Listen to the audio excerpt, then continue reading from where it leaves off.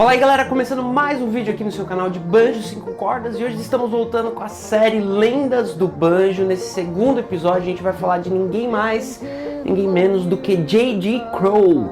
Junto com Earl Scruggs, J.D. Crowe ajudou a escrever a história do banjo de 5 cordas ao longo desses anos. Na verdade, o J.D. Crowe tem um estilo muito parecido com o Earl Scruggs. Ele aprendeu lá com o mestre, observando o mestre.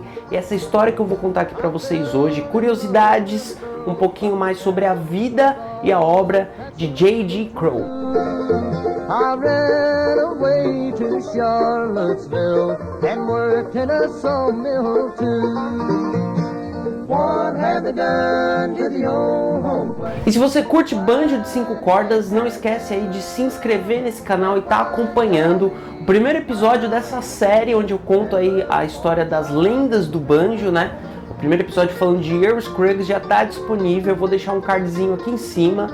E você aí não esquece de se inscrever e tá acompanhando. Quase toda semana eu tô trazendo aí vídeos novos sobre banjo de 5 cordas, falando aí sobre como tocar esse instrumento, como aprender ele, né, as técnicas e contando um pouco mais da história e curiosidades dele. Você tá no canal Banjo 5 cordas, meu nome é Wagner Kreuska Jr. e espero que vocês gostem dessa jornada. Vamos lá!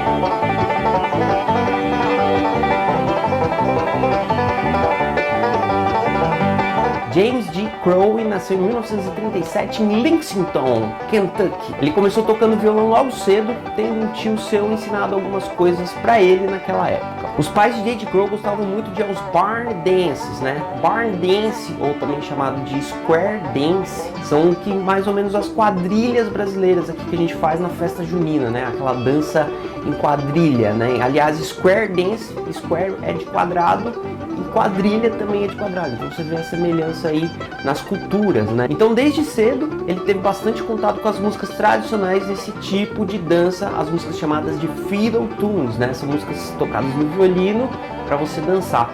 E o banjo acompanha muito bem esse tipo de música também, tem umas aqui no canal que eu ensino algumas fiddle tunes, adaptações para o banjo ou formas de acompanhar isso, é muito legal também. J.D. Crowe ouviu os programas de rádio da época, entre eles o Grand Ole Opry, foi ali que ele passou a admirar as linhas de guitarra dos músicos que acompanhavam um cara chamado Ernest Tubb.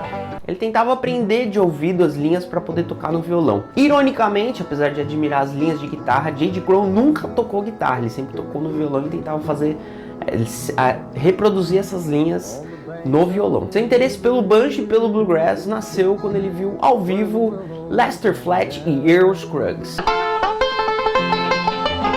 Nas palavras do próprio J.D. Crowe, ele descreveu a música de Lester Flatt e Earl Scruggs como era algo totalmente diferente do que ele já tinha ouvido. Naquela época, nenhum dos instrumentos ao vivo era plugado, apenas a guitarra, no caso aí que a gente falou. E ele disse que quando Earl Scruggs e Lester Flatt subiram no palco, o som deles era mais alto que de todas as bandas que ele tinha ouvido naquela noite. Além disso, uma das coisas que chamou muito a atenção de J.D. Crowe, que depois ele vai incorporar isso na sua forma e nos seus shows e nas suas futuras bandas, é a presença de palco de Lester Flatt e Earl Scruggs, né? A movimentação que eles faziam em volta do microfone, aquela mixagem ao vivo que eles faziam, né? Então você tocava ali apenas com um microfone, ou 2, 3, e o músico quando ia solar ele chegava perto. Aquela movimentação chamou muito a atenção de J.D. Crowe naquela noite. O banjo de Earl Scruggs era presente, sempre muito bem colocado em todos os momentos da música. Era alto, era rápido, era bluegrass. Isso mudou definitivamente o futuro desse rapazinho chamado J.D. Crowe, como a gente vai ver a seguir. Depois desse primeiro contato, J.D. Crowe passaria a acompanhar sempre as apresentações de Flatt e Scruggs, seja pela rádio ou ao vivo, ali em alguns shows, né? E um dia, seu pai teve a oportunidade de levar ele no estúdio, onde ia acontecer uma apresentação ao vivo do Lester Flatt e Earl Scruggs. E eles chegaram um pouco mais cedo, e eles tiveram a oportunidade aí, J.D. Crowe ali, jovem ainda, teve a oportunidade de assistir a banda ensaiando. Ele falou que foi um momento mágico e que foi a partir daquele momento ali que ele realmente sabia que ele tinha que aprender a tocar banjo e que ele ia se dedicar a isso pro resto da vida. E o primeiro banjo de J.J. Crowe ele ganhou aos 14 anos de idade, um instrumento bem de entrada ali, um instrumento que na época da marca Kay, essa marca eu tava pesquisando, você ainda acha fotografias, às vezes até acha algum banjo dessa marca à venda, mas era um dos banjos mais de entrada daquela época. Mais pra frente, ele iria comprar aí um Gibson também, uma das séries mais de entrada da Gibson. E só mais tarde ele iria então ter contato aí com os Gibsons mais tradicionais e que realmente marcaram a carreira dele. Inclusive, mais pra frente nesse vídeo, eu vou falar sobre um banjo lendário de J.J. Crowe que vocês precisam conhecer também.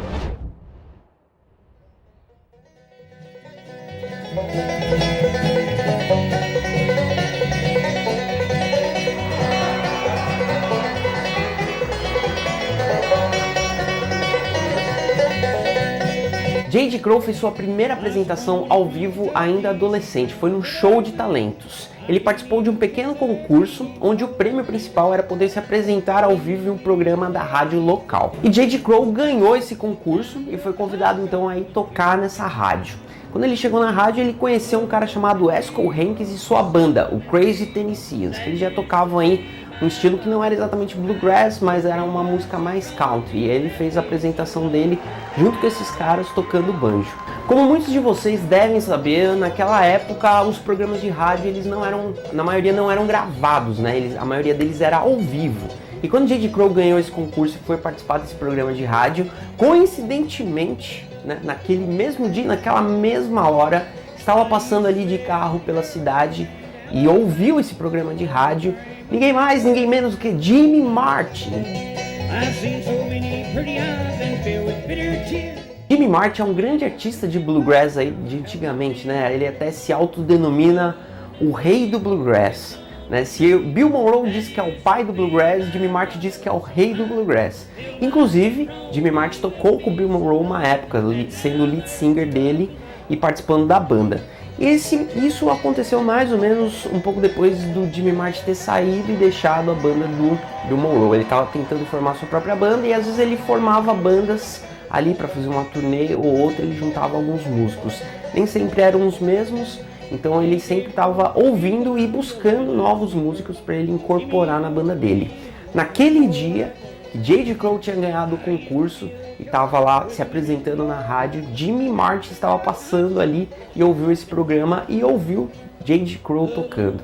Na hora, dizem que ele parou o carro, ligou para a rádio e pediu para conhecer esse banjoísta, né? Eles falaram que era um menino.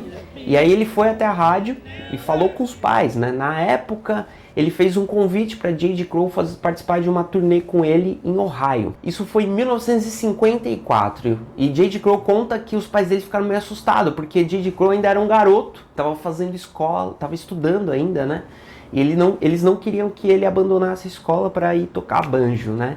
Então o que aconteceu? Eles esperaram ele entrar aí no verão, que é quando o pessoal das escolas tira férias lá nos Estados Unidos, e deixaram o filho dele ir trabalhar com Jimmy Martin, fazer essa turnê em Ohio. Esse foi o primeiro emprego como músico que J.J. Crowe conseguiu, coincidentemente ou não, depois dele participar desse show de talentos, tocar na rádio e conhecer ninguém mais, ninguém menos do que Jimmy Martin. Em 1955, outra surpresa, ele foi convidado para tocar em uma turnê com Mac Wiseman. E essa turnê iam ser alguns shows na Virgínia, né? Na época, J.J. Crowe não dirigia, então ele pegou um ônibus e foi de ônibus mesmo fazer os shows durante as férias do verão de 1955. Nessa época ainda ele estava tocando com aquele primeiro banjo Gibson que ele comprou, um RB1, que ele fez algumas modificações para tocar melhor. E foi com a grana que ele ganhou voltando dessa turnê da Virgínia que ele pôde comprar o primeiro Gibson Master Tone da vida dele.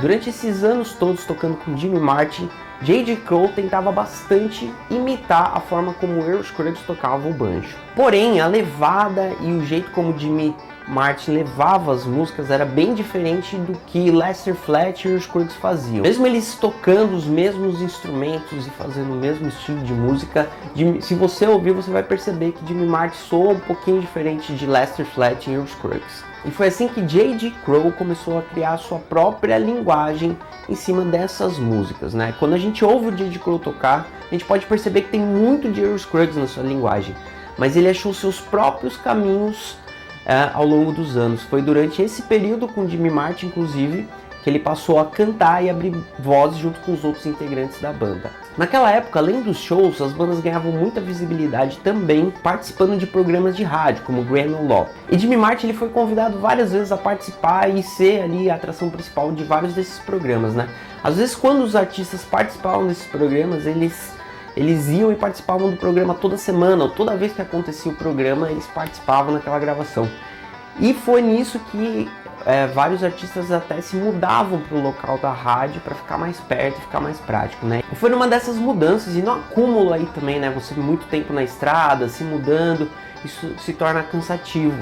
E foi aí que J.G. Crowe decidiu então deixar a carreira com Jimmy Martin, voltar para sua cidade natal e começar a planejar aí o próximo passo da sua vida, né? Que seria uma banda que a princípio iria se chamar Kentucky Mountain Boys, mas que depois se tornaria a grande banda, a banda de J.G. Crowe, o New South.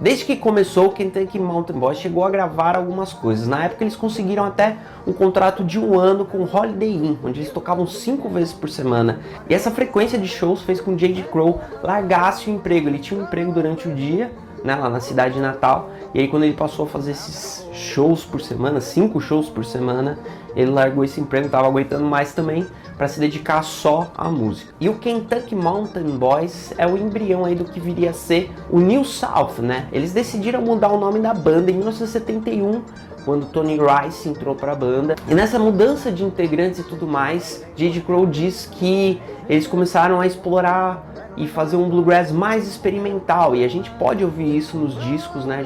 Vou até comentar um pouco mais sobre isso, né? A entrada do Tony Rice foi um dos principais motivos disso acontecer também, né? Não ficar só na linha mais tradicional, mas experimentar coisas novas.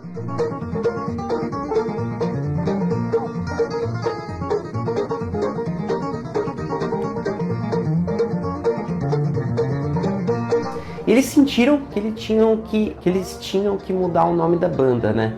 Kentucky Mountain Boys está muito atrelado aí à música tradicional, a música das montanhas, né? E J.G. Crowe diz que resolveu mudar o nome da banda exatamente por causa disso, porque New South não está ligado a nenhum estilo musical, então fica sendo um nome mais abrangente. Na cabeça dele eles podiam tocar vários estilos musicais, né? Podia fazer uma coisa mais country, mais tradicional, uma coisa mais experimental, sem comprometer aí, sem estar ligado ao nome da banda. E foi em 1971 que aconteceu também um dos grandes festivais de bluegrass aí, que depois foi documentado, né? Tem um documentário que eu acho bem legal, se você puder assistir. Eu já pesquisei bastante, tem alguns trechos dele no YouTube, que é um documentário chamado Bluegrass Country Soul. Thousands of people come to the Bluegrass Festival each year to see the great musicians.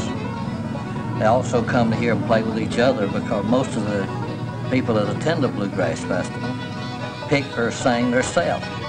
People come in sleeping bags, tents, campers.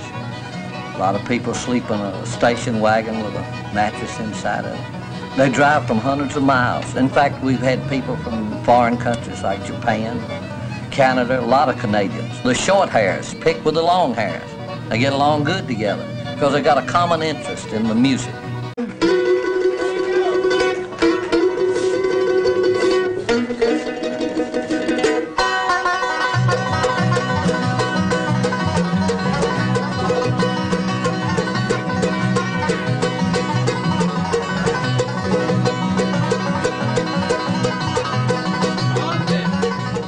E esse festival ele é muito marcante, não só por reunir esses grandes músicos, né, como também é o marco inicial do New South, né, com a entrada do Tony Rice aí, Na época o Tony Rice fazia parte de uma outra banda chamada The Bluegrass Alliance, e ele saiu dessa banda. O último show dele inclusive foi nesse festival, e depois o primeiro show dele foi nesse festival com J.J. Crowe. Então esse é um festival muito icônico aí na história do Bluegrass. Foi nessa época do New South que J.J. Crowe e Tony Rice gravaram um disco homônimo, né? Que chama J.J. Crowe and the New South, que pra mim é um dos maiores discos de Bluegrass de todos os tempos. O disco também é chamado de Rounder 0044, né? Que é o número de catálogo da gravadora. A gravadora era a Rounder. Esse disco é considerado um grande clássico do Bluegrass, né? Se você gosta de Bluegrass, de banjo, você obrigatoriamente tem que ouvir esse disco algum dia. Ele começa com uma das músicas mais incríveis do J.J. Crowe, que é uma música chamada Old Home Place, e já mostra um pouquinho aí desse caminho novo que a banda queria trilhar, né, fazendo uma coisa mais experimental, mais progressiva também, né. Depois, nas décadas seguintes, a gente vai ver aí bandas de bluegrass progressivo nascendo, que foram muito inspiradas por esses caras, pelo New South, J.J. Crowe, Tony Rice. Na época, Rick Skaggs também tocava na banda, Jerry Douglas no dobro. Então é um disco fenomenal que você precisa realmente ouvir.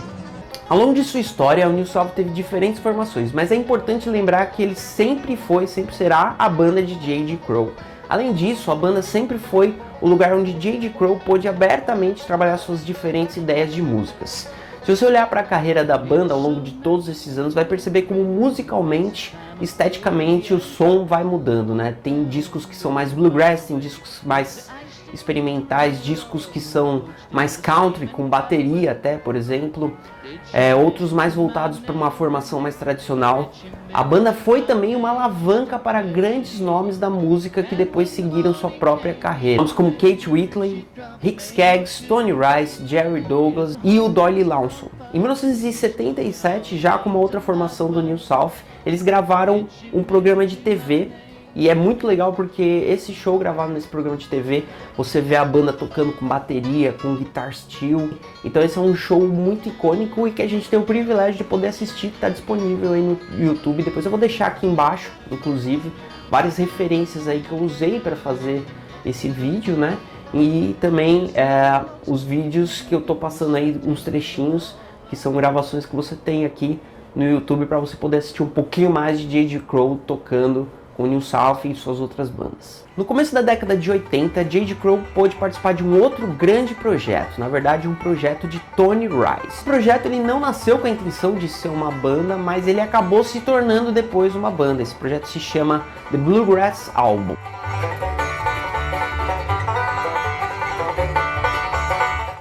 O que era para ser apenas um disco acabou virando outros 6 discos ao longo desses anos. E a banda ainda tocou em vários festivais e fez uma turnê em 1983. O Bluegrass Album era uma banda totalmente voltada a tocar bluegrass tradicional. Então essas releituras de músicas são bem legais, né? Inclusive fica aí uma outra dica para você ouvir essa série de discos, onde em vários deles eles homenageiam outros artistas. E são discos aí voltados mais para músicas tradicionais do bluegrass. Não tem como falar de J.J. Crowe sem falar de um dos instrumentos dele, que depois até recebeu o apelido de The Banger. O Banger é um Gibson Mastertone de 1929, com número serial 9467-5, que se tornou muito conhecido nas mãos de J.J. Crowe, né? Esse instrumento lendário do bluegrass, né? Ele usou para gravar desde os discos com Jimmy Martin até depois os discos muitos dos discos que ele fez com o New South. E falando de novo de vídeos que estão disponíveis aqui no YouTube, você pode achar aí, se você pesquisar The Banger J.J. Crowe, você vai ver aí vídeos até de outros artistas tocando com esse banjo icônico, né? E uma das coisas que dizem, né, é que apesar de mesmo estar nas mãos de grandes outros banjoístas, ele nunca soa como quando esse banjo está nas mãos de J.J. Crowe, né? É a aura do banjo e do seu dono aí que foi criado ao longo de todos esses anos. Hoje em dia, se você for aos Estados Unidos, mais precisamente em Owensboro, Kentucky, você vai ter lá o International Bluegrass Music Museum, que é um museu dedicado aí ao bluegrass. E esse banjo do J.J. Crowe, o Banger, está exposto lá junto com outros itens da história do J.J. Crowe. Então é bem legal. Se você quiser um dia conhecer esse banjo pessoalmente, é só visitar esse museu lá no Kentucky.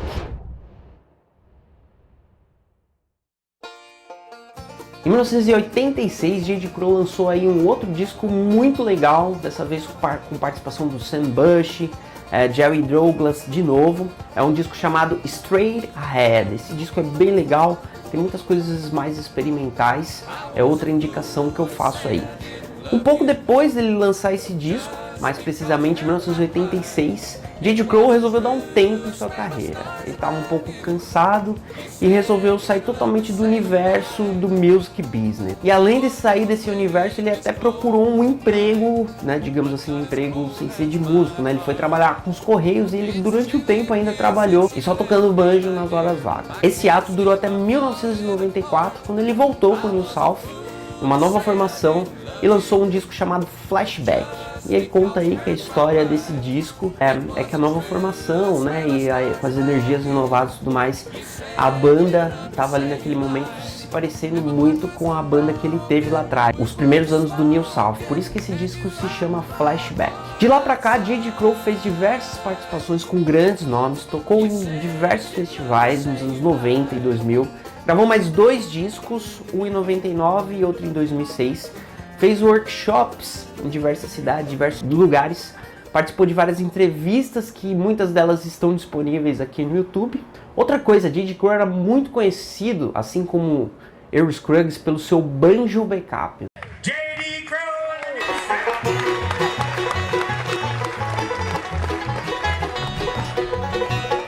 Para quem não sabe, o banjo backup é aquele banjo feito como acompanhamento, né? J.D. Crowe era mestre nisso, né? Assim como Earl Scruggs. Acho que porque ele estudou muito Earl Scruggs também.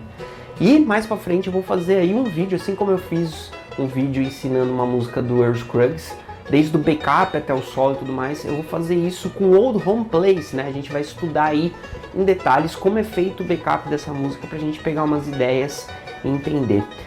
Aliás, se você não entende muito esses conceitos do banjo de 5 cordas, né, banjo backup, rolls, e se você tem interesse em aprender mais sobre esse instrumento, eu tenho um curso onde eu te ensino do zero aí todos os conceitos, passo a passo, né, são várias aulas, mais de 40 aulas aí, onde você vai aprender passo a passo como dominar esse instrumento incrível que é o banjo de 5 cordas. Eu vou deixar aqui o primeiro link na descrição, você vai conhecer mais desse meu curso, então venha fazer parte aí da comunidade de alunos e aprender mais sobre esse instrumento incrível que é o banjo de 5 cordas.